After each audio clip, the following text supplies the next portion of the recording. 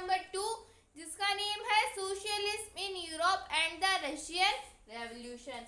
तो इस वीडियो के अंदर आज हम बात करने वाले हैं द रशियन रेवोल्यूशन के बारे में।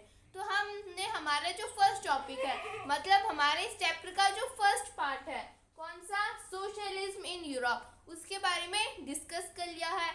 अब हमारे इस चैप्टर का सेकंड पार्ट आता है द रशियन रेवोल्यूशन। तो हम द रशियन रेवोल्यूशन के एक बेसिक इंट्रोडक्शन के बारे में डिस्कस कर लेते हैं। तो द रशियन रेवोल्यूशन के अंदर क्या है, तो पहले जो रशिया था वो किसके अंदर था, मोनार्क के अंदर था। मतलब रशिया के अंदर कोई ऐसी गवर्नमेंट नहीं थी जैसे बीजेपी है, कांग्रेस है, तो उसी तरह से रशिया के अंदर कोई गवर्नमेंट नहीं थी। वहाँ पे कौन रूल करता था, वहाँ पे किंग रूल करते थे। मतलब रशिया के अंदर मोनार्की थी। तो जो रशिया था वो किसके अंडर में था, मोनार्क के अंडर में था। वहाँ पे किंग रूल करते थे, कोई गवर्नमेंट नहीं थी।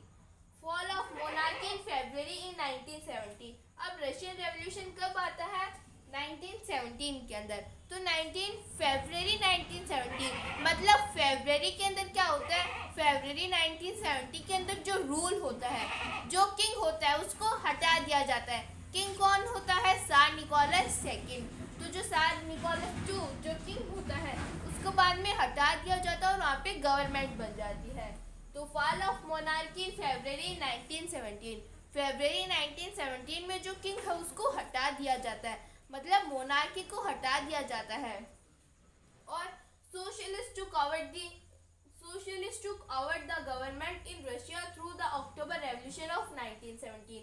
अब जो राजा था उसको हटा दिया। अब उस राजा को हटाने के बाद में कौन आ गया, गवर्नमेंट आ गई। बाद में जो अक्टूबर रेवोल्यूशन होता है उसके अंदर उस गवर्नमेंट को भी हटा देता है। कौन हटा देते हैं, सोशलिस्ट।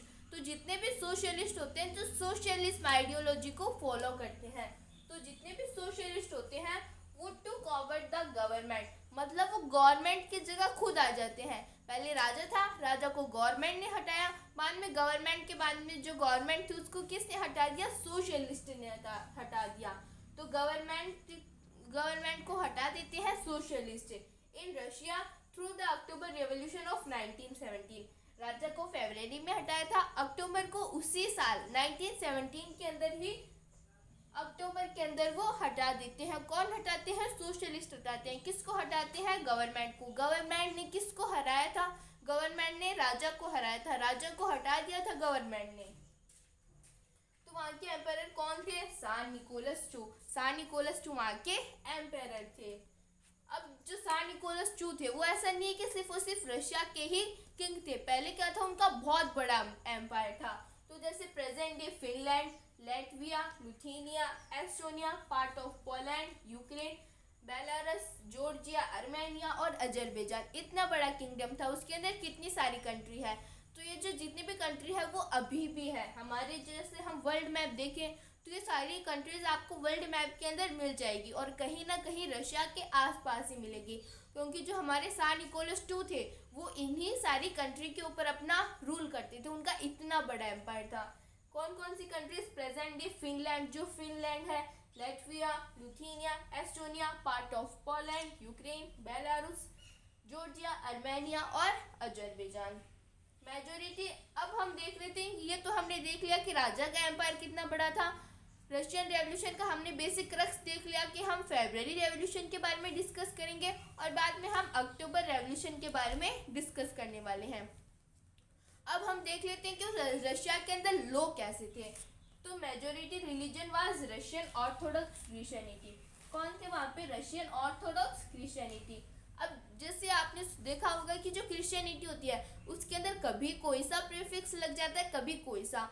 तो क्रिश्चियनिटी जैसे जो इस्लाम है, वो इस्लाम क्या बोलते हैं कि कोई बोलता है कि हम वो इस्लाम है, कोई बोलते हैं कि हम वो इस्लाम है। उसी तरह से जैसे हम हमारी हिंदुओं की बात करें तो हिंदू के अंदर भी बोलता है कि कोई बोल देता है कि हम वो हिंदू है, कोई बोल देता है कि हम वो हिंदू है। तो जिस तरह से इस्लाम और हिंदू में अलग अलग टाइप के होते हैं, उसी तरह से क्रिश्चियन में भी कोई बोल देता है कि हम वो क्रिश्चियन है, कोई बोल देता है कि हम वो क्रिश्चियन है। तो जो रशिया था उसके अंदर ज़्यादातर कौन थे, रशियन ऑर्थोडॉक्स क्रिश्चियनिटी भी। ये भी क्या है, जो क्रिश्चियंस है उन्हीं की एक कैटेगरी है, उन्हीं का ये एक सेक्ट है। तो रशियन ऑर्थोडॉक्स क्रिश्चियनिटी जो कि ज़्यादा थे हमारे रशियन एम्पायर में। एम्पायर ऑल्सो इंक्लूडेड, और एम्पायर में और कौन कौन था? हमारे रशियन ऑर्थोडॉक्स क्रिश्चियनिटी तो थे ही, उसके साथ में कैथोलिक्स थे, प्रोटेस्टेंट्स थे, मुस्लिम्स थे और बुद्धिस्ट थे, तो ये भी थे। तो जैसे कैथोलिक्स, जिस तरह से रशियन ऑर्थोडॉक्स क्रिश्चियनिटी है, उसी तरह से जो कैथोलिक्स है वो भी क्या है? एक सेक्ट है, वो भी एक पंथ है। और प्रोटेस्टेंट, मुस्लिम्स एंड बुद्धिस्ट ये सभी थे। तो हमने जो रशियन रेवोल्यूशन है उसके बारे में डिस्कस कर लिया, और हमने पूरे रशियन एम्पायर के बारे में डिस्कस कर लिया कि रशिया के अंदर एम्पायर कौन थे और रशियन जो किंग था उसका कितना बड़ा एम्पायर था। तो एक बार फिर से रिवाइज कर लेते हैं। जो रशिया था उसके अंदर कौन रूल करता था? राजा रूल करता था। राजा कौन था? Tsar Nicholas II। उस तरह से उस टाइम पे जो रशिया था वो किंग के अंडर में था, मतलब जो रशिया था वो मोनार्क के अंडर में था। फरवरी 1970 के अंदर जो किंग होता है उसको हटा दिया जाता है। बाद में किंग को हटाने के बाद में कौन आ जाती है? गवर्नमेंट आ जाती है।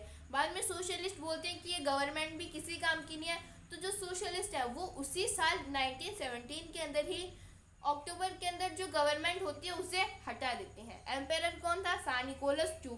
कितना बड़ा एम्पायर था? तो present day Finland, Lithuania, Belarus, Azerbaijan, तो ये सारी कंट्रीज थी। कौन सी? Finland, Latvia, Lithuania, Estonia, part of Poland, Ukraine, Belarus, Georgia, Armenia और अजरबैजान। वहाँ पे कौन कौन से सेक्ट थे, कौन कौन से रिलीजन थे? तो रशियन ऑर्थोडॉक्स थे, और भी बहुत सारे थे जैसे Catholics, Protestant, Muslims and Buddhist. तो हमने थोड़ा बहुत जान लिया, अब हम आगे बात करेंगे। तो अब हम बात कर लेते हैं रशियन इकोनॉमी के बारे में। हमने किंग के बारे में समझा, तो अब आप बोलोगे कि जो रशिया है उसके अंदर ये रेवोल्यूशन आया ही क्यों? जैसे मान लेते हैं कि कोई एक एम्पायर है, जैसे मान लेते हैं कि कोई एक किंग है, उसने क्या किया? बहुत ही ज़्यादा अच्छा काम किया। जो लोग थे, जो भूखे थे, उनको खाना बंटवा दिया, और वो जो है अपना ज़्यादा रूल भी नहीं चलाता। वहाँ पे लेजिस्लेचर भी है, एग्जीक्यूटिव भी और जुडिशरी भी है। जो किंग है उसकी पावर लिमिट है, फिर भी वो किंग कुछ भी नहीं बोलता। तो इतने अच्छे किंग को तो लोग जो है वो क्यों हटाना चाहेंगे? अगर मान लेते हैं कि फ्रांस में कोई ख़राब सिचुएशन होती तभी तो लोग उसके अगेंस्ट में प्रोटेस्ट करते। अगर किंग कुछ नहीं करता तभी तो लोग किंग को हटाने की बात करते। लेकिन फ्रांस में क्या ऐसा सब कुछ था क्या? जो किंग था वो जो वहाँ के जितने भी पर्सन्स थे उनकी बातें नहीं मानता था, तभी तो लोग प्रोटेस्ट के बारे में सोचेंगे, तभी तो लोग किंग को हटाने के बारे में सोचेंगे। एक सिंपल सी बात है, जैसे मान लेते हैं कि कोई भी एक पर्सन है, वो क्या करता है? सभी पर्सन्स की क्या करता है? सेवा करता है, बिल्कुल भी उनको खाना भी पकड़ाता है। अगर कोई और सिचुएशन भी, अगर और कोई भी ख़राब सिचुएशन होती है तो उनकी हेल्प करता है। तो उस पर्सन को तो हम अच्छा ही बताएंगे, उसके अगेंस्ट में जाने की हम बातें नहीं करेंगे। और मान लेते हैं कि वही कोई एक दूसरा पर्सन है, वो क्या करता है? आपको हमेशा परेशान करता रहता है, आपको भूख लगती है फिर भी वो आपको खाना नहीं देता, तो आप उसके अगेंस्ट में जाने की बात करोगे। तो अब आपके मन में एक सवाल आता है कि क्या रशिया के अंदर भी यही सिचुएशन थी? क्या किंग जो है वो बहुत ही ज़्यादा ख़राब था या फिर किंग बहुत ही ज़्यादा अच्छा था? तो उसके बारे में हम डिस्कस कर लेते हैं। पहले हम रशियन इकोनॉमी के बारे में डिस्कस कर लेते हैं। तो it was mainly agriculturist economy. तो जो रशिया की इकोनॉमी थी वो एग्रीकल्चरिस्ट इकोनॉमी थी, मतलब वहाँ पे जितने भी पर्सन्स थे वो क्या थे? एग्रीकल्चर के अंदर इंगेज थे। लोग जो थे वो खूब जो हमारी क्रॉप्स है उसको प्रोड्यूस करते थे, वो खुद भी खाते थे और दूसरी जो कंट्रीज हैं उनको भी वो क्या करवाते थे? उनको भी वो सप्लाई करवाते थे। तो जो रशिया है वो एक एग्रीकल्चरिस्ट इकोनॉमी है। खूब रशिया के अंदर प्रोडक्शन होता था, और अभी भी हम देखते हैं कि जो रशिया है उसके अंदर खूब प्रोडक्शन होता है। एक तो यह है कि वहाँ पे जो लैंड है वो बहुत ही ज़्यादा है, तो वहाँ पे लैंड भी बहुत ज़्यादा है। तो 85% population was engage in agriculture sector. Russia की जो 85% पॉपुलेशन थी वो किसके अंदर इंगेज थी? वो इंगेज थी एग्रीकल्चर के अंदर। अब ये जो प्रपोर्शन है ये बहुत ही ज़्यादा है। अगर हम जर्मनी, फ्रांस वहाँ के बारे में देखें तो वहाँ पे तो 40 से 50% पॉपुलेशन ही एग्रीकल्चर के अंदर इंगेज थी। लेकिन जो रशिया है वहाँ पे 85% पॉपुलेशन जो है वो किसके अंदर इंगेज है? वो एग्रीकल्चर सेक्टर के अंदर इंगेज है। तो मतलब काफ़ी जो पॉपुलेशन है वो एग्रीकल्चर के अंदर इंगेज है। तो जो रशिया था वो एक एग्रीकल्चरिस्ट इकोनॉमी था। उसके अंदर जो हमारी 85% है वो किसके अंदर इंगेज थी? वो एग्रीकल्चर सेक्टर के अंदर इंगेज थी। रशिया खुद भी प्रोड्यूस करता था, खुद भी खूब खाता था, और जो दूसरी कंट्रीज हैं उनको भी सप्लाई करवाता रहता था। Industry were found in pockets. अब आप बोलोगे कि वहाँ पे एग्रीकल्चर होने से क्या हुआ, वहाँ पे जो लोग हैं वो गेहूं के कपड़े थोड़ी ना तो पहन लेंगे, उनको पहनने के लिए कुछ ना कुछ तो चाहिए होगा। मतलब वहाँ पे इंडस्ट्री होना भी तो जरूरी है जो उनको कपड़े बना के दे, जो उनको दूसरी यूजफुल थिंग्स या फिर दूसरी यूजफुल प्रोडक्ट्स जो है वो बना के दे। तो जो इंडस्ट्री थी वो industry were found in pockets, मतलब जो इंडस्ट्री थी वो जेब के अंदर रखते थे लोग। ऐसा थोड़ी हो सकता है, मतलब ये तो क्या है, एक आर्ट ऑफ राइटिंग है, ये तो एक लिखने का तरीका है कि industries were found in pockets. मतलब इसका मतलब क्या है कि इंडस्ट्री जो थी वो बहुत ही ज़्यादा कम थी। जैसे मान लेते हैं कि ये रशिया है, तो रशिया के अंदर कोई कोई जगह पे क्या थी, इंडस्ट्रीज थी, ज़्यादा बड़ी इंडस्ट्रीज नहीं थी और बहुत सारी इंडस्ट्रीज भी नहीं थी। जैसे जो इंडस्ट्रियलिस्ट एरिया है, एक तो है सेंट पीटर्सबर्ग और एक है मॉस्को, तो इन्हीं दो जगह पर इंडस्ट्रीज थी। कौन कौन सी जगह, सेंट पीटर्सबर्ग और मॉस्को। तो वहाँ पे जो इंडस्ट्रीज थी वो ज़्यादा नहीं थी, लेकिन फिर भी लोगों को पहनने के लिए कपड़े ये सब कुछ तो चाहिए। तो वहाँ पे क्या थे, क्राफ्ट्समैन थे। क्राफ्टमैन मतलब जो हाथों से अपनी चीज़ों को बनाते हैं। जैसे वहाँ पे जो थी इंडस्ट्रीज तो इतनी ज़्यादा थी नहीं, सेंट पीटर्सबर्ग और मॉस्को में ही इंडस्ट्रीज थी। वहाँ पे जो क्राफ्ट पर्सन थे, मतलब ऐसे लोग थे जो कि अपने हाथों से कपड़े बनाते थे और वो बाद में पूरे रशिया के अंदर सप्लाई कर दिया करते थे। तो 1890 के अंदर क्या होता है, railways expansion due to this foreign investment also increases. मतलब 1890 से क्या होता है, जो वहाँ पे रशिया के अंदर रेलवेज जो है वो एक्सपेंड होने लगते हैं। जैसे ये रशिया है तो यहाँ पे जो रेलवे लाइन है वो एक्सपेंड होने लगते हैं, जिसके ऊपर जो ट्रेन है वो चलती है। तो जो रेलवेज है वो एक्सपेंड होने लगते हैं। Due to this foreign investment also increases, और जिससे क्या होता है, जो फॉरेन इन्वेस्टमेंट है वो भी इंक्रीज होने लगता है। जैसे मान लेते हैं कि क्या है, इंडिया है। अब इंडिया के अंदर क्या है, ट्रांसपोर्टेशन के लिए बहुत ही ज़्यादा अच्छे अच्छे क्या है, रोड्स हैं, और हम बोल लेते हैं कि रेलवे स्टेशन हैं। तो वहाँ पे क्या होगा, जैसे आपने सुना होगा कि जो गूगल है और जो एप्पल है वो बाहर की कंपनीज है, मतलब वो इंडिया की कंपनीज नहीं है। वो इंडिया के अंदर आई है, उन्होंने क्या किया, पैसे लगा के इंडिया के अंदर अपनी कंपनीज को इस्टेब्लिश किया, अपनी फैक्ट्रीज को इस्टेब्लिश किया। अब वो बाहर से इन्वेस्टमेंट क्यों करते हैं, क्योंकि उनको पता है कि अगर हम इंडिया के अंदर इन्वेस्टमेंट करेंगे, इंडिया के अंदर अपनी फैक्ट्रीज लगाएंगे, इंडिया के अंदर अपने जो जितनी भी इंडस्ट्रीज है वो लगाएंगे, तो उससे क्या होगा, हमें प्रॉफिट होगा। हम अपना जो सामान है वो एक जगह से दूसरी जगह तक इजीली ट्रांसपोर्ट कर सकते हैं। उसी तरह से रशिया के अंदर क्या था, जो रेलवेज थे वो एक्सपेंड हो रहे थे, तो लोगों को लगा कि हम वहाँ पे क्या करेंगे, रशिया के अंदर गुड्स प्रोड्यूस करेंगे और एक जगह से दूसरी जगह तक इजीली ट्रांसपोर्ट कर सकते हैं, क्योंकि वहाँ पे क्या था, रेलवे जो थे वो एक्सपेंड हो रहे थे। तो फॉरेन इन्वेस्टमेंट होने लगे, लोग रशिया के बाहर से दूसरी कंट्रीज से आके रशिया के अंदर क्या लगाने लगे, इंडस्ट्रीज जो है वो खड़ी करने लगे। तो जो इंडस्ट्रीज थी वो भी क्या होने लगी, इंक्रीज होने लगी। क्यों, क्योंकि रेलवेज बढ़ रहे थे, लोगों को पता था कि यहाँ पे रेलवे जो है वो बढ़ रहे हैं, तो अगर हम रशिया के अंदर अपनी इंडस्ट्रीज को सेटल करेंगे तो हमारा जो गुड है वो एक जगह से दूसरी जगह तक जा सकता है। तो जैसे कोल प्रोडक्शन डबल, जो कोल का प्रोडक्शन था वो डबल हो गया। अगर मान लेते हैं कि पहले 10 केजी जो कोल है उससे कोई सामान बनाया जाता था, लेकिन बाद में इंडस्ट्रीज के आने से 20 केजी से कोई जो सामान है वो बनाया जाता है, 20 केजी कोल से। और आयरन एंड स्टील आउटपुट क्वाडरपल्ड, और जो आयरन और स्टील था उसका जो प्रोडक्शन है वो 4 गुना बढ़ गया। मतलब मान लेते हैं कि पहले क्या था, रशिया के अंदर 10 केजी आयरन और स्टील का यूज़ किया जाता था, लेकिन बाद में क्या हुआ, इंडस्ट्रीज के आने से ये क्वाडरपल्ड हो गया। मतलब 10 से कितना 40 केजी जो आयरन और स्टील है उसको वो यूज़ में लेने लगे, तो क्या होने लग गया, डबल और क्वाडरपल्ड होने लग गया। कोल जो था वो तो 2 गुना बढ़ने लग गया उसका प्रोडक्शन, और आयरन और स्टील का 4 गुना बढ़ने लग गया। तो हमने रशियन इकोनॉमी के बारे में थोड़ा बहुत डिस्कस कर लिया। हमने देखा जो रशिया था वो एक एग्रीकल्चरिस्ट इकोनॉमी था, उसके अंदर 85% जो थे पॉपुलेशन वो एग्रीकल्चर के अंदर इंगेज थी। और अगर हम जर्मनी और फ्रांस की बात करें तो वहाँ पे इतना ज़्यादा परसेंटेज नहीं है, वहाँ पे 40 से 50% पीपल जो है वही एग्रीकल्चर के अंदर इंगेज है। और जो रशिया था वो खुद भी काफ़ी प्रोड्यूस करता था, और जो बाकी की कंट्रीज़ है वहाँ पे भी वो सप्लाई या फिर ट्रांसपोर्ट करवाता था। इंडस्ट्री जो थी वो बहुत ही कम थी, सेंट पीटर्सबर्ग और मॉस्को के अंदर ही क्या थी, इंडस्ट्रीज थी। अब इंडस्ट्रीज नहीं होंगी तो जो लोग थे वो हाथों से क्राफ्ट्समैन, जो वहाँ पे क्राफ्ट्समैन थे वो बहुत ही ज़्यादा थे। रेलवेज एक्सपेंड होने लगते हैं, जिससे जो फॉरेस्ट इन्वेस्टमेंट है वो बढ़ने लगता है। और जैसे जैसे फॉरेस्ट इन्वेस्टमेंट बढ़ेगा तो जो इंडस्ट्रीज है वो भी वहाँ पे सेटल होना स्टार्ट हो जाएगी। तो जो आयरन का प्रोडक्शन था वो 2 गुना बढ़ गया, जो कोल का प्रोडक्शन था वो 2 गुना बढ़ गया, और आयरन एंड स्टील का प्रोडक्शन 4 गुना जो है इंक्रीज हो गया। तो अब हम आगे बात करेंगे। तो अब हम रशियन इकोनॉमी के बारे में थोड़ा बहुत और डिस्कस कर लेते हैं। तो most industries were the private property of industrialist. तो हमने देख लिया कि रशिया के अंदर क्या आ गई थी, रशिया के अंदर इंडस्ट्रीज जो है वो आ गई थी।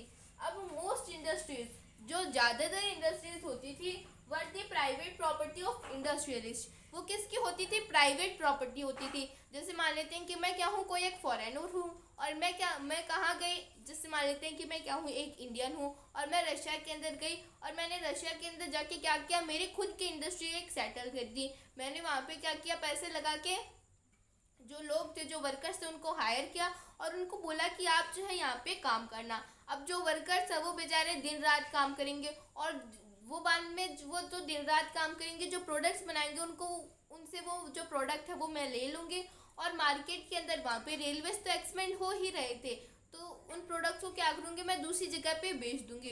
तो उससे क्या होगा, मेरे को बहुत सारा प्रॉफिट मिल जाएगा। अब मेरे को तो बहुत सारे प्रॉफिट्स मिल गया, लेकिन जो वर्कर्स हैं उनको मैं थोड़ी थोड़ी सैलरी दे दूँगी, तो ज़्यादा प्रॉफिट किसके पास है? ज़्यादा प्रॉफिट तो मेरे पास आया। तो most industries were the private property of industrialist. ज़्यादातर इंडस्ट्रीज जो होती थी वो प्राइवेट जो पर्सन्स होते थे उनकी इंडस्ट्री होती थी। कोई एक पर्सन होता था जो अपने प्रॉफिट से, उनका जो मोटिव होता था वो क्या होता था, प्रॉफिट मैक्सिमाइजेशन। उनको ज़्यादा से ज़्यादा प्रॉफिट कमाना है। जो यहाँ के वर्कर्स उनकी कोई चिंता नहीं है, उनको तो बस खुद का जो प्रॉफिट है वो बढ़ाना है। अब आप बोलोगे कि इनको तो प्रॉफिट बढ़ाना था, लेकिन गवर्नमेंट ने क्या किया? क्या गवर्नमेंट ने कुछ नहीं किया? तो जो गवर्नमेंट थी उसने तो कुछ ना कुछ तो किया था। तो गवर्नमेंट ने क्या किया? Government work to ensure minimum wages and limited hours of work. Government ने मिनिमम वेजेस बोल दिया। गवर्नमेंट ने बोल दिया कि जितने भी वर्कर्स हैं इनको आपको इतने इतने पैसे तो देने ही हैं। तो मिनिमम वेजेस बोल दिया कि आपको इतने पैसे तो देने ही पड़ेंगे।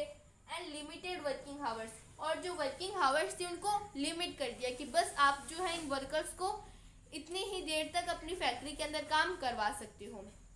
तो गवर्नमेंट ने बोल दिया मिनिमम वेजेस कि आपको इतने पैसे तो देने ही पड़ेंगे, और सिर्फ आप इतने घंटे ही काम करवा सकते हो। तो गवर्नमेंट ने तो ये बोल दिया, लेकिन ये जो जितने भी इंडस्ट्रियलिस्ट होते थे वो जो गवर्नमेंट के रूल होते थे उनको ब्रोकन करते थे, मतलब उनको तोड़ देते थे। गवर्नमेंट ने तो बोल दिया कि आपको इतने घंटे ही काम कराना है, लेकिन वो जो है वर्कर से 15-15 घंटे जो है काम करवाते थे। गवर्नमेंट ने बोल दिया कि आपको इतने पैसे तो देने ही हैं, लेकिन वो क्या करते थे, बहुत ही कम पैसे देते थे। तो वो क्या करते थे, तोड़ते थे। कैसे तोड़ते थे? Long working hours up to 15 hours, उनको 15-15 घंटे तक वो काम करवाते थे। Worker were accommodated in rooms dormitories. एक तो इनको कम पैसे देते थे, जो वर्कर्स थे उनको पैसे भी कम मिलते थे, और वर्किंग आवर्स भी 15-15 घंटे थी। और जो इंडस्ट्रियलिस्ट होते थे वो बोलते थे कि आप हमारी फैक्ट्री के अंदर ही रह सकते हो। अब आप बोलोगे कि ये तो वर्कर्स के लिए फ़ायदा हो गया, वो तो फैक्ट्री के अंदर ही रहेंगे। लेकिन फैक्ट्री के अंदर तो वो रहेंगे, लेकिन वहाँ पे उनकी जो कंडीशन थी वो और ज़्यादा ख़राब थी। एक रूम था, उसके अंदर बहुत सारे जो वर्कर्स हैं वो घुस के ऐसे ही रहते थे। उनके पास में ना कोई फैसिलिटीज़ थी, ना कोई सैनिटेशन फैसिलिटीज़ थी। इतनी ठंड के अंदर भी वो ऐसे ही रहते थे। एक रूम के अंदर बहुत सारे पर्सन्स को रहना पड़ता था। और डोमिनोटरीज ये भी एक तरह का रूम है, तो उसके अंदर भी क्या जो वर्कर्स थे वो रहते थे।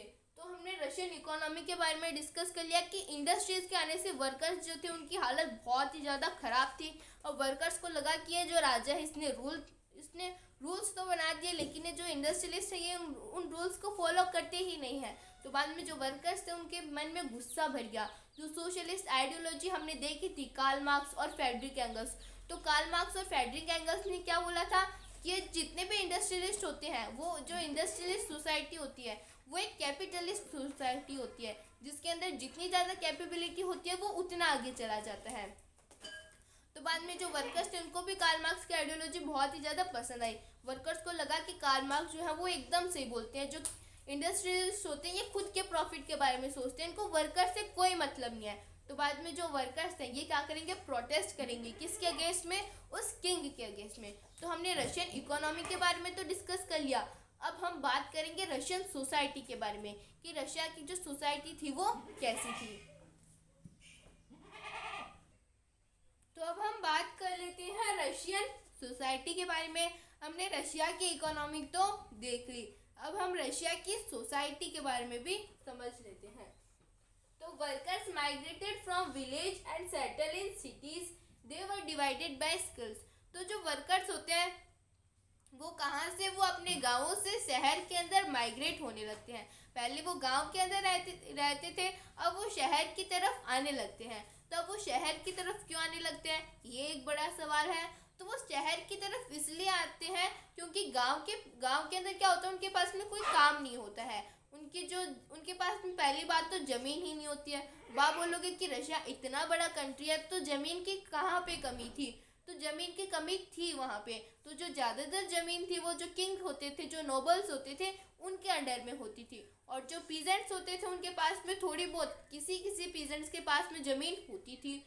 तो जितने भी पीजेंट्स थे, अब उनके पास में गांव में कोई काम तो है नहीं, उनके पास में कोई लैंड तो है नहीं जहाँ पे वो अपनी फूड को, अपने क्रॉप को कल्टीवेट कर सके। तो वो शहर की तरफ माइग्रेट होने लगते हैं, सोचते हैं कि शहर के अंदर क्या पता हमें कोई काम मिल जाए। तो वर्कर्स कहाँ से, वो अपने विलेजेस से शहर की तरफ माइग्रेट होने लगते हैं।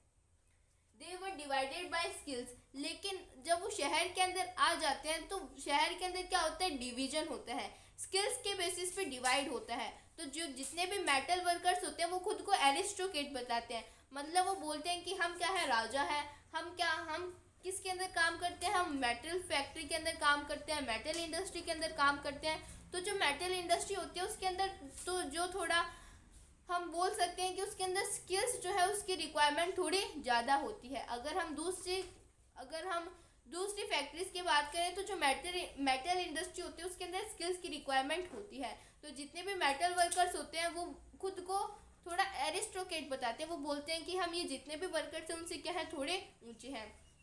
तो स्किल्स के बेसिस पे डिवीजन था। जो मेटल वर्कर्स थे वो खुद को एरिस्टोक्रेट बताते थे, वो बोलते थे कि हम इनसे क्या है, सबसे सुपीरियर हैं। और जो बाकी दूसरी इंडस्ट्री के अंदर काम करते थे वो उनको थोड़ा नीचा दिखाते थे। तो वहाँ पे स्किल्स के बेसिस पे क्या था, डिवीजन था। By 1914 women made up of 31% of the factory labour force. अब जो हमारी लेबर थी वहाँ पे, जो फैक्ट्री के अंदर जितने भी पर्सन थे उसके अंदर जो वुमेन्स थी वो भी क्या करती है, माइग्रेट कर जाती है। तो जो पूरी वर्क फोर्स थी उसके अंदर 31% कौन थी, फीमेल्स थी। तो बाय 1914 कब की बात कर रहे हैं हम, 1914 की बात कर रहे हैं। तो 1914 के अंदर क्या होता है, जो वुमेन होती है वो कितनी होती है, फैक्ट्री लेबर फोर्स के अंदर वो 31% होती है। But they were paid less than man, लेकिन जो वुमेन्स होती है उनके साथ में डिस्क्रिमिनेशन होता है। जैसे मान लेते हैं कि मैन जो है उसको 100 रुपये दिए जाते हैं, लेकिन जो वुमेन होगी उसको 50 ही रुपये दिए जाएंगे। क्यों, क्योंकि उनको कम दिया जाता है। बोल देते हैं कि ये क्या है, वुमेन है, इनसे इतना ज़्यादा काम नहीं होता जितना मेल्स करते हैं, तो उनको कम पैसे दिए जाते हैं। एक तो लेबर्स के बीच में डिवीजन था, कोई खुद को सुपीरियर बताता है, कोई खुद को इन्फीरियर बताता है। उसी तरह से जो वुमेन्स होती है वो भी 31% होती है पूरी फैक्ट्री के अंदर जितनी भी पर्सन्स होते हैं उनके बीच में। लेकिन जो वुमेन्स हैं उनके साथ में भी डिस्क्रिमिनेशन किया जाता है। जो मैन होते हैं उनको ज़्यादा रुपए दिए जाते हैं उसी काम के लिए, और जो वुमेन होती है उनको कम रुपए दिए जाते हैं उसी काम के लिए। Instead there were division between workers but they did unite to strike work. लेकिन हमने देखा कि जो वर्कर्स हैं उनके बीच में क्या है, डिवीजन है। जो मेटल वर्कर्स होते हैं वो खुद को एरिस्टोक्रेट बताते हैं और जो दूसरे वर्कर्स होते हैं वो इन्फीरियर होते हैं, ऐसा मेटल वर्कर सोचते थे। लेकिन जब बात आती है स्ट्राइक करने की, मतलब जब बात आती है धरना देने की, तो ये जितने भी वर्कर्स हैं वो क्या हो जाते हैं, यूनाइट हो जाते हैं। पहले तो हमने देखा कि जो लेबर है उनके बीच में क्या था, डिवीजन था। वर्कर्स के बीच में स्किल्स के बेसिस पे डिवीजन था। लेकिन जब बात आती है स्ट्राइक करने की तो ये जो है यूनाइट हो जाते हैं। जब इनको अपनी बात मनवाना रहती है, किससे, एम्प्लॉयर से, जो फैक्ट्री ओनर होता है उससे। अगर उनको अपनी बात मनवाना रहती है तो वो क्या करते हैं, स्ट्राइक करते हैं। तो स्ट्राइक के दौरान ये जितने भी वर्कर्स हैं वो क्या हो जाते हैं, एक साथ में हो जाते हैं। तो ड्यूरिंग स्ट्राइक ये जितने भी वर्कर्स हैं एक साथ में हो जाते हैं, इनको अपनी डिमांड जो है वो मनवानी रहती है, तो ये एकदम साथ साथ में आ जाते हैं। तो जैसे स्ट्राइक इन टेक्सटाइल इंडस्ट्री के अंदर स्ट्राइक हुई थी, उसी समय हमने देखा कि जितने भी वर्कर्स थे ये यूनाइट हो गए थे। तो 1896 से 1897 तक वो स्ट्राइक जो है वो चली थी। जैसे मेटल इंडस्ट्री ड्यूरिंग 1902 के अंदर भी क्या होते हैं, ये यूनाइट हो जाते हैं। तो हमने जो रशियन सोसाइटी है उसके बारे में, वर्कर्स के बारे में देख लिया। अब हम बात करने वाले हैं पीजेंट्स के बारे में। अब हम रशियन सोसाइटी के बारे में थोड़ा बहुत और डिस्कस कर लेते हैं। तो अब हम बात करते हैं सोसाइटी इन कंट्री साइड के अंदर क्या सिचुएशन थी सोसाइटी के अंदर। तो कंट्री साइड के अंदर क्या था, जो फार्मर्स थे वो क्या करते थे, लैंड को कल्टीवेट करते थे। लेकिन मैंने आपको पहले भी बताया कि जो फार्मर्स थे उनके खुद की ज़मीन नहीं थी। जो नोबिलिटी थी, जो क्राउन थे, जो चर्च के अंदर जितने भी पर्सन्स थे, उनके लैंड पे जितने भी फार्मर्स थे वो क्या किया करते थे, कल्टीवेट किया करते थे। क्या बोला मैंने बोला कि जो फार्मर्स थे वो क्या करते थे, लैंड को कल्टीवेट करते थे। कहाँ पे, कंट्री साइड के अंदर। कंट्री साइड मतलब विलेजेस के अंदर। तो विलेजेस के अंदर जो फार्मर्स थे वो लैंड को कल्टीवेट करते थे, लेकिन जो ज़्यादातर फार्मर्स होते थे उनके पास में खुद की ज़मीनें नहीं होती थी। वो किसकी ज़मीन पे काम करते थे, जो नोबिलिटी होती थी, जो क्राउन होता था, और जितने भी चर्चेस के अंदर लोग होते थे उनकी ज़मीन के ऊपर वो काम किया करते थे। अब जिस तरह से हमने देखा कि वर्कर्स के बीच में क्या था, डिवीजन था, उसी तरह से like workers peasants were also divided. जितने भी पीजेंट्स हैं उनके बीच में भी क्या था, डिवीजन था। वर्कर्स के बीच में तो स्किल्स के बेसिस पे डिवीजन था, और जितने भी पीजेंट्स थे उनके बीच में कोई बोलता है कि मैं जो हूँ नोबिलिटी की, जो जितने भी क्राउन है उसकी ज़मीन के ऊपर काम करता हूँ, कोई बोलता है कि ये हमारी खुद की ज़मीन है। तो उस तरह से लैंड के बेसिस पे डिवीजन था। जिसके खुद के पास में ज़मीन थी वो क्या बताता था कि हम क्या है, सुपीरियर है, और जो नोबिलिटी की, जो क्राउन की ज़मीन के ऊपर काम करता था वो खुद को इन्फीरियर, मतलब वो बोलता था कि हम तो थोड़े नीचे हैं। उसी तरह से जो लेबर्स थे उनके बीच में भी डिवीजन था स्किल्स के बेसिस पे, और वर्कर्स के बीच में भी डिवीजन है लैंड के बेसिस पे कि वो लैंड किसकी है। अगर किसी एक पीजेंट की है तो वो सुपीरियर हो गया, अगर वो नोबिलिटी की ज़मीन के ऊपर काम करता है तो वो इन्फीरियर हो गया। तो हमने देख लिया कि वर्कर्स के बीच में भी क्या था, डिवीजन था। अब ये अगर फ्यू केसेस को छोड़ के, मतलब अगर हम देखें तो कभी कभार जो नोबिलिटी है और जो पीजेंट्स है उनकी वो आपस में दोनों एक दूसरे के साथ में घुल मिल के रहते हैं। लेकिन ज़्यादातर मोस्ट ऑफ द केसेस क्या होता है, जो पीजेंट्स है उनको वो नफरत करते हैं किससे, नोबिलिटी से। तो पीजेंट जो है वो किससे नफरत करते हैं, नोबिलिटी से। लेकिन कुछ केसेस में हमें दिख जाता है कि जो पीजेंट्स और जो नोबिलिटी है और जो पीजेंट्स है वो दोनों साथ साथ में मिले हुए हैं, उनके बीच में कोई ज़्यादा दुश्मनी नहीं है। लेकिन ज़्यादातर केसेस में हमें क्या देखने को मिलता है कि जो पीजेंट्स हैं और जो जितनी भी नोबिलिटी है उनके बीच में बहुत ज़्यादा कन्फ्लिक्ट है। दोनों एक दूसरे को बिल्कुल भी पसंद नहीं करते। क्यों? क्योंकि जो पीजेंट्स होते हैं वो नोबिलिटी की ज़मीन जो है उसको चाहते हैं। जितने भी पीजेंट्स होते हैं वो बोलते हैं कि नोबिलिटी के पास में ज़्यादा लैंड नहीं होनी चाहिए, हमारे पास में भी लैंड होनी चाहिए। सिर्फ और सिर्फ किंग को ही थोड़ी ना तो राइट है लैंड को ऑन करने का। तो जितने भी पीजेंट्स होते हैं वो नफरत करते हैं नोबिलिटी से, क्योंकि उनको लैंड चाहिए रहती है। लेकिन अगर हम कुछ केसेस की बात करें, जैसे हमने फ्रेंच रेवोल्यूशन में अबेसियस और मिराबियो के बारे में डिस्कस किया था, तो वो पीजेंट्स की कैटेगरी में नहीं थे, वो सेकेंड स्टेट और फर्स्ट स्टेट से बिलोंग करते थे। तो जो पीजेंट्स थे और जो मिराबियो और अबेसियस थे वो दोनों आपस में मिले हुए थे, बजाय कि जो मिराबियो और अबेसियस थे वो सेकंड और फर्स्ट कास्ट से बिलोंग करते थे, और जो पीजेंट्स थे वो थर्ड स्टेट से बिलोंग करते थे। फिर भी क्या था, हमें दिखता है कि दोनों आपस में मिल जाते हैं। तो फ्यू केसेस को छोड़ के जो नोबिलिटी और जो पीजेंट्स हैं उनके साथ में क्या रहते हैं, कन्फ्लिक्ट रहते हैं। लेकिन कुछ केसेस की, जैसे हमने मिराबियो और अबेसियस के बारे में देखा, वहाँ पे हमें दोनों के बीच में क्या मिल जाती है, दोनों एक साथ में दिख ही जाते हैं। तो Russian peasants were different from other European peasant. तो जो रशिया के पीजेंट्स थे वो बाकी के यूरोपियन पीजेंट से बिल्कुल अलग थे। बिल्कुल अलग क्यों थे? क्योंकि जो रशिया के पीजेंट्स थे, जैसे मान लेते हैं कि ये क्या है, 5 फार्मर है, ये 1 2 3 4 5। अब ये क्या है, 5 फार्मर्स है। इन दोनों के पास में दो अपनी अपनी क्या है, इन सभी के पास में अपनी अपनी लैंड है। अब क्या होगा, ये जितने भी फार्मर्स है ये क्या कर लेंगे, सभी की जो लैंड है उसको जोड़ लेंगे और ये तीनों क्या करेंगे, ये 5 जितने भी 5 फार्मर्स हैं, ये 5 के 5 आपस में मिलके इस लैंड के ऊपर कल्टीवेट करेंगे। तो ये क्या करेंगे, बाद में इस लैंड के ऊपर कल्टीवेट करेंगे। तो जैसे मान लेते हैं कि ये क्या है, इनकी लैंड है और इसके ऊपर क्या करेंगे, ये सभी कल्टीवेट करेंगे। तो क्या हो गई, क्रॉप जो है वो प्रोड्यूस होने लगी। और बाद में इन क्रॉप्स को काटने के बाद में, जैसे इन क्रॉप्स को क्या किया, काट दिया। अब इन क्रॉप्स को काटने के बाद में जितना भी प्रॉफिट आएगा उसको क्या कर लेंगे, ये डिस्ट्रीब्यूट कर लेंगे। तो उसी तरह से बोला जाता है कि ये जितने भी रशिया के फार्मर्स हैं ये बाकी के फार्मर्स से अलग है। क्यों, क्योंकि ये जो फार्मर्स है ये पहले यूनाइट हो जाते हैं, जितने भी फार्मर्स है वो अपनी ज़मीन को मिक्स कर लेते हैं, उसके अंदर सभी साथ में मिलके काम करते हैं और प्रॉफिट को भी बाद में वो आपस में डिवाइड कर लेते हैं। तो हमने रशियन सोसाइटी के अंदर वर्कर्स के बारे में डिस्कस किया और हमने पीजेंट्स के बारे में देख लिया। पीजेंट जो है वो बाकी के फार्मर से अलग है। क्यों, क्योंकि ये एक साथ में मिलकर काम करते हैं और बाद में प्रॉफिट को डिवाइड कर लेते हैं। और हमने देखा कि फार्मर्स के बीच में भी क्या था, डिवीजन था। कुछ खुद को सुपीरियर बताते थे क्योंकि उनके पास में खुद की लैंड थी, कुछ खुद को इन्फीरियर बताते थे क्योंकि उसके पास में खुद की लैंड नहीं थी।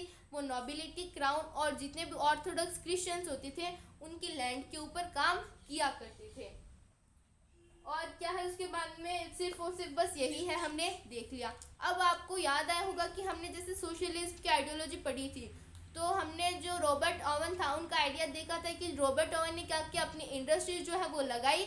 और क्या इंडस्ट्रीज कहाँ पे लगाई, उन्होंने यूएसए के अंदर अपनी इंडस्ट्रीज लगाई, न्यू हार्मनी लगाई थी उन्होंने, हमने देखा था। और उसके अंदर क्या की, इंडस्ट्री लगाई और उसके अंदर सभी ने मिलके काम किया, एक साथ में काम किया और जो प्रॉफिट था उसको डिवाइड कर लिया। तो हमने देखा यहाँ पे कौन सी आइडियोलॉजी फॉलो करते थे फार्मर्स, सोशलिज्म की आइडियोलॉजी। तो हमारी वाला टॉपिक जो है वो कंप्लीट होता है। If anybody have any type of doubt, any type of query, then please ask me in the comments. Thank you so much.